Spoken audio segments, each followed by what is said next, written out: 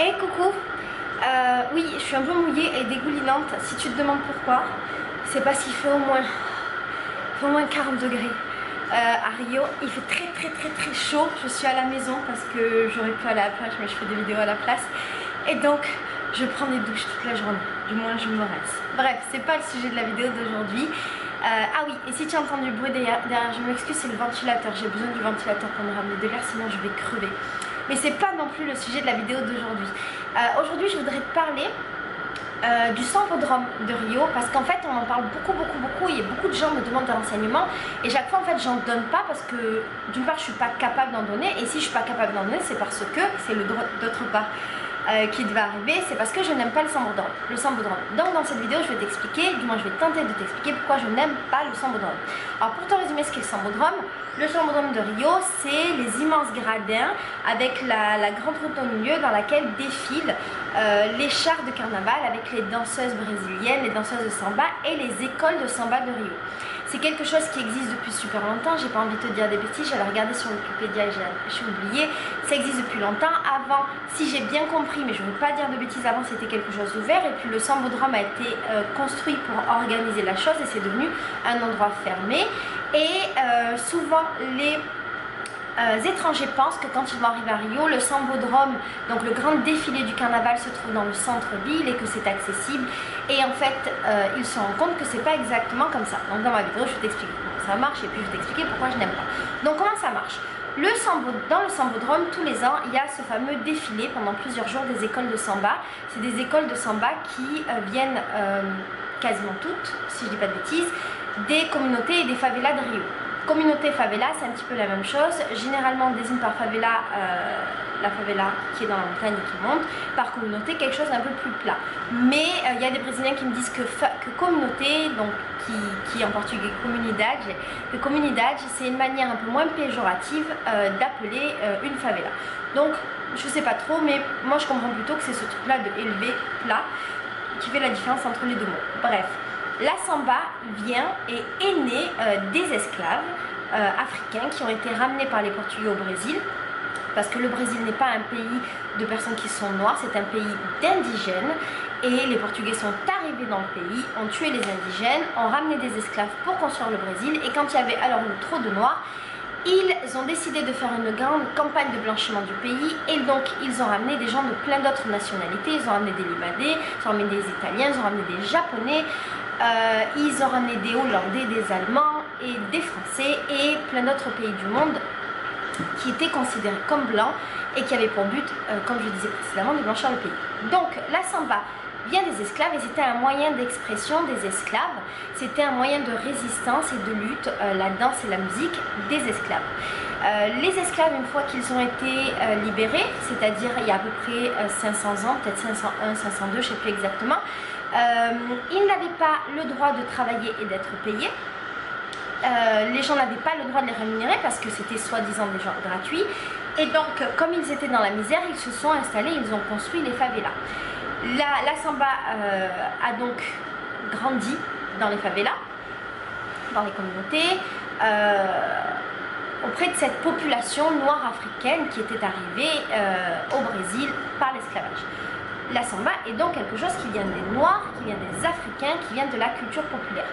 Et pendant le carnaval, ce qui se passe, c'est que les écoles de samba, qui viennent donc des favelas, défilent dans tout le sambodrome. C'est le plus beau carnaval du monde et ça c'est indéniable, c'est absolument magnifique. Les écoles travaillent énormément toute l'année pour créer les chorégraphies, pour créer les costumes, pour coordonner. Beaucoup de moyens financiers et humains sont mis en jeu, beaucoup de gens donnent de leur temps, de leur énergie, de leur amour, il y a énormément d'amour de la danse et de la samba, ce qui fait de ce défilé le plus beau défilé du monde. Les écoles défilent et sur les gradins, les gens peuvent apprécier le défilé et à la fin de plusieurs jours, je ne sais pas si c'est à la fin de la semaine de carnaval, si c'est au milieu, ça je ne sais pas du tout, à un moment donné est désignée l'école de samba qui a fait le plus beau défilé, qui remporte un certain prix. C'est à peu près comme ça que ça se passe. Alors, le sambodrome n'est pas accessible aux gens qui n'ont pas d'argent parce que ça coûte très cher. Ça coûte à peu près 60 euros. 60 euros qui font à peu près 240 réals. Le salaire minimum ici, qui est en vérité le salaire de la majorité de la population, est de 900 et quelques réals. Donc ça veut dire que l'entrée du Sambodrome correspond à un quart d'un salaire mensuel. Et c'est absolument inaccessible à toutes les personnes qui touchent le salaire minimum ou inaccessible à toutes les personnes qui viennent de communautés ou qui viennent de favelas. Pour équilibrer un petit peu ce problème-là et le problème d'accessibilité, le fait que le Sambodrome soit beaucoup trop cher, les écoles de samba reçoivent des places gratuites qui peuvent offrir aux gens qui viennent de leur communauté. Donc mettons une école de samba vient de la favela, je vais dire n'importe quoi parce que je ne sais pas s'ils ont une école, mais on va dire de la favela de Rocinha. L'école de samba reçoit des tickets. Et ils offrent ces tickets à des gens pour qu'ils puissent venir assister au défilé du Sambodrome. Le problème, c'est que les tickets sont pour les places qui sont toutes au début du cortège et toutes à la fin du cortège.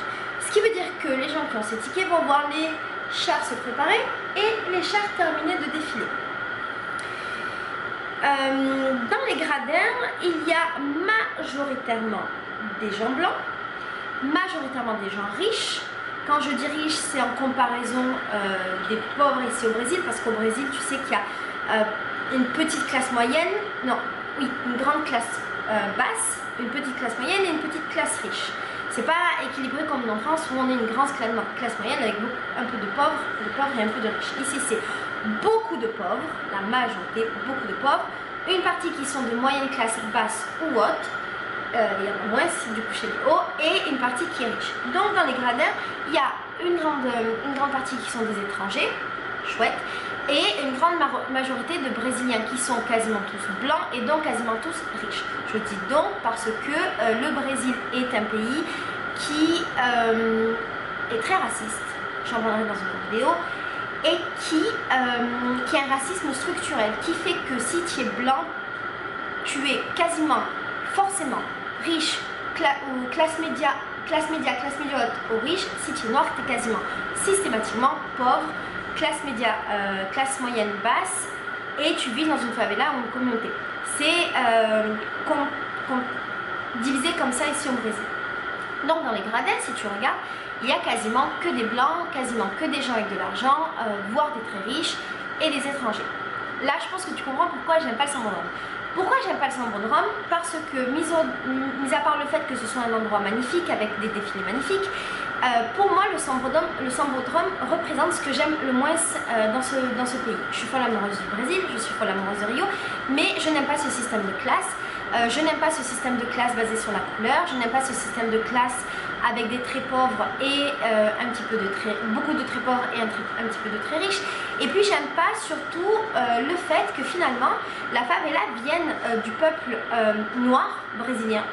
La samba vient du peuple noir brésilien, la samba vient des favelas et des communautés et ne soit finalement accessible qu'aux blancs et aux riches. Pour moi ça pose un problème, alors je sais pas si on peut appeler ça de l'appropriation culturelle, moi je le vois comme ça, mais c'est difficile de définir l'appropriation culturelle tant il y a de nuances, de définition et d'interprétation, et je suis pas une experte. Mais pour moi c'est une forme d'appropriation culturelle parce qu'on est encore dans ce schéma où on a un peuple minoritaire et oppresseur qui va prendre la culture d'un peuple plutôt majoritaire, mais je ne sais pas si ça entre en compte dans l'appropriation culturelle, mais plutôt majoritaire parce qu'il y a plus de noirs et d'indigènes au Brésil que de blancs, même si les blancs du Brésil disent plutôt l'inverse. Et donc on a ces blancs qui vont prendre la culture des noirs pauvres pour pouvoir se divertir avec, qui vont faire de l'argent qui ne va pas bénéficier à ces mêmes personnes. Alors effectivement ça va bénéficier aux écoles de samba, quoique ça va bénéficier aux écoles de samba, notamment à celles qui gagnent, mais ça ne va pas bénéficier aux gens de qui est cette culture, à savoir les gens des favelas et les gens des communautés. Moi ça me pose un problème moral, parce qu'en fait on est dans ce schéma, que je n'aime pas ce schéma, Et durant 1 an et demi ici à Rio, j'ai un peu demandé aux gens. J'ai demandé beaucoup aux gens. J'ai demandé en fait aux gens de plusieurs milieux et de toutes les couleurs. J'ai demandé à des noirs brésiliens, à des blancs brésiliens, à des gens pauvres, à des gens avec des moyens, à des gens moyenne classe. J'ai demandé à des gens qui avaient déjà défilé, à des gens qui avaient déjà assisté. Et j'ai essayé de me faire mon idée. Parce que je me suis dit, j'ai une idée à moi, mais j'ai quand même une vision française. Et ma vision peut être erronée. Certainement qu'elle est erronée d'ailleurs. Parce que j'ai pas tous les tenants et les aboutissants. Et tout ce que je te dis là, c'est juste mon avis à moi après juste 1 an et demi à Rio sans avoir fréquenté des écoles de samba. Donc peut-être que tout ce que je te dis c'est n'importe quoi. C'est mon avis après 1 an et demi et cette petite investigation. Et en fait ce qui est intéressant c'est que il ressort que beaucoup de gens pensent la même chose. Beaucoup de gens qui viennent de favela et communauté n'ont jamais été au sambodrome alors que la samba vient de leur culture à eux, n'ont jamais été au sambodrome. Ce qui ressort, c'est qu'effectivement, pour y aller, il faut être riche, il faut avoir des moyens, il faut avoir un bon salaire, il faut avoir cet argent-là à mettre dans le sambodrome. Ce qui ressort aussi, c'est que les gens l'acceptent. Alors, ils ne sont pas autant indignés que moi, pas tous.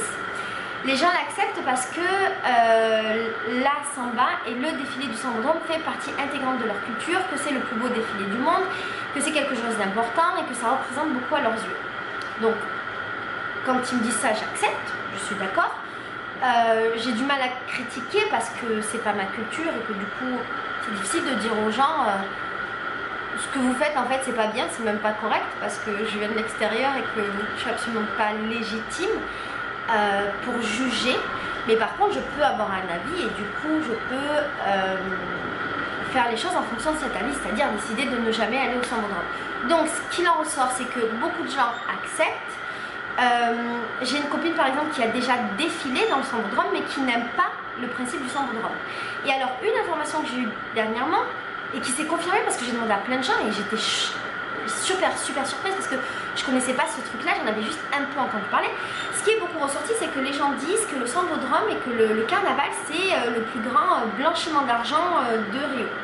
Et alors moi je comprenais pas très bien, ils appellent ça en fait lavage d'argent, mais c'est pour dire lavement, lavage ça existe pas. Et alors, ce que m'ont expliqué plusieurs Brésiliens à qui j'ai demandé, c'est qu'il semblerait que les écoles de samba, donc je te rappelle qu'ils viennent des communautés et des favelas, donc du peuple noir de Rio et du Brésil, on va dire de Rio, parce que je sais pas si je peux machin. Il semblerait que les chefs des écoles de samba soient majoritairement blancs et soient majoritairement les gens qui font des paris. Les gens qui font des paris avec les animaux, que ce soit souvent lié à la vente de drogue ou à la vente d'armes.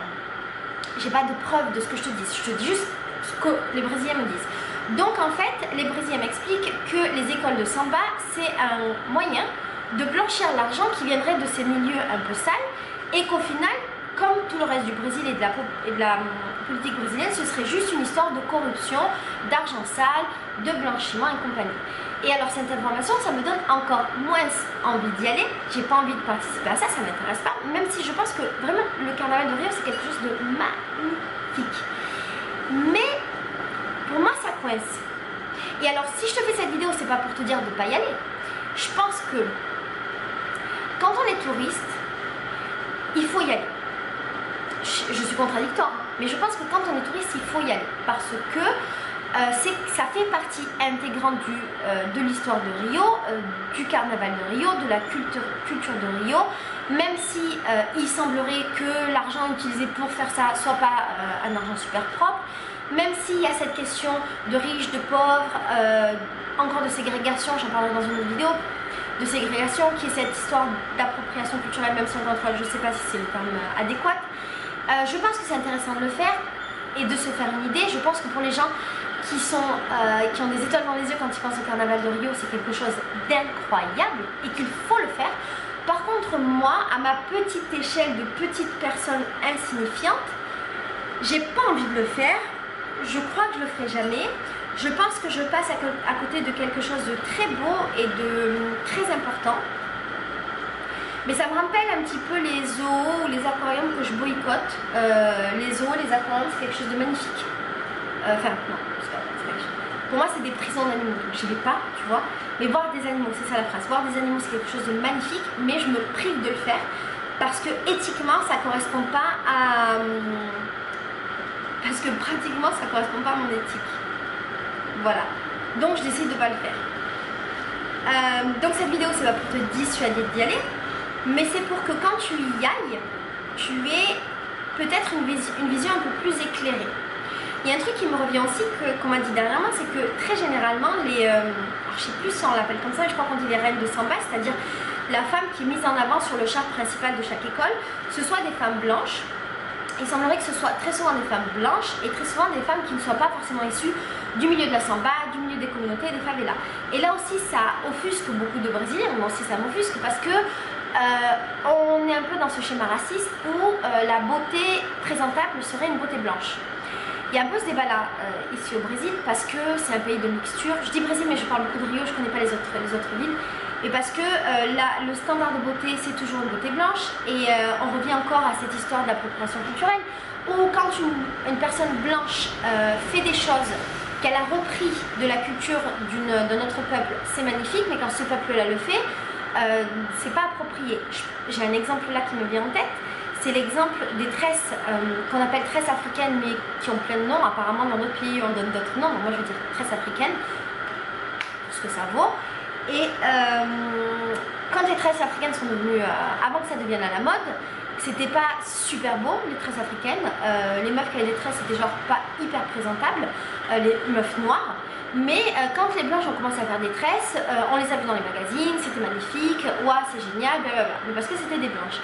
Et c'est un peu le même truc, ce même racisme, cette même appropriation culturelle peut-être, si on peut appeler ça comme ça, à mon avis, avec ces chars dont les reines sont blanches et pas des meufs de la samba et pas des meufs de communauté.